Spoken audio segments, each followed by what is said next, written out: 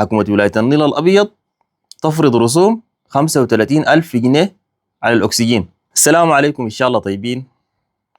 أمس طبعا أو صباح اليوم زي الساعة 3 صباحا كانت في مطرة، فقمت دخلت جوا والكهرباء قطعت وفي سخانة، وقمت بتصفح تلفوني عادي زي كل مرة. يعني المطرة بتجي وبنخش جوا، يعني الواحد لما نلقى زمن بالليل بيشوف تلفون، فلقيت الخبر ده نزل علي كالصاقع، يعني ما قدرت انوم بعده والله.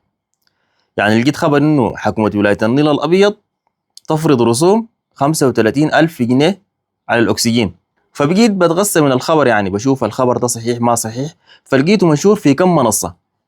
هسه أنا داير أعرف مدى صحة الخبر ده لو صحيح تبقى كارثة بجد. بنتذكر زمان لما كانت بتضيق بين العيشة، فالواحد بيكون قاعد بيقول شكل فكاهة كده، بيقول ما باقي لهم إلا يبيعوا لنا الهوا في أكياس. هسه باعوا لنا الهوا لكن ما في أكياس، في اسطوانات، وما في الشارع، في المستشفى. دي الأدوية المنقذة للحياة مفترض تكون مجانا لأي مواطن سوداني. تخيل إنه أنا شغال طلبة مثلا باليومية، يوميتي 15,000 جنيه.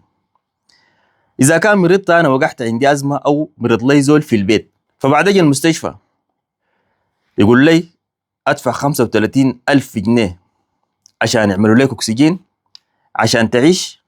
ولو ما عندي، أنا زول بسيط عامل يومية، سايق درداقة، شغال بلقطها بألف والفين، يعني لو عملت لي 10,000 بكون مبسوط وبفرح وببوس يدي ورا وقدام. يعني لي زول في البيت أوديه المستشفى يقول لي لازم تدفع رسوم اسطوانة أكسجين 35,000 جنيه. وين الوزير؟ وين المدير التنفيذي؟ وين الوالي؟ والله يا اخواني احنا تعبنا بجد، يعني نلقاها من وين؟ انا بتمنى انه الخبر ده لحد اللحظه، لحد ما انا بصور في الفيديو ده، بتمنى انه الخبر ده يكون ما حقيقي، لكن شايفه منتشر في الميديا.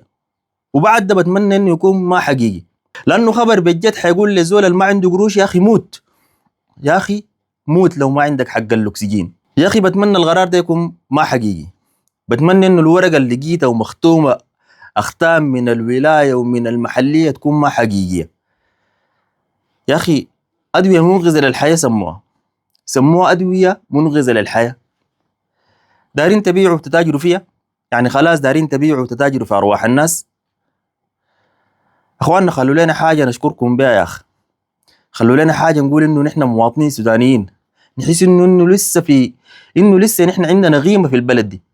خلوا لنا الهوى، خلوا لنا الهوى، خلوا لنا الهوى، ما تخلونا نموت عشان نحن دايرين هوى وما لاقينه. وقبل كده سمعت خبر كان انه برضه حيفرضوا رسوم على المغابر. ان شاء الله يكون ما صح الخبر، وده الخبر انا حانشره لكم، لقيته في صفحه من الصفحات في الفيسبوك.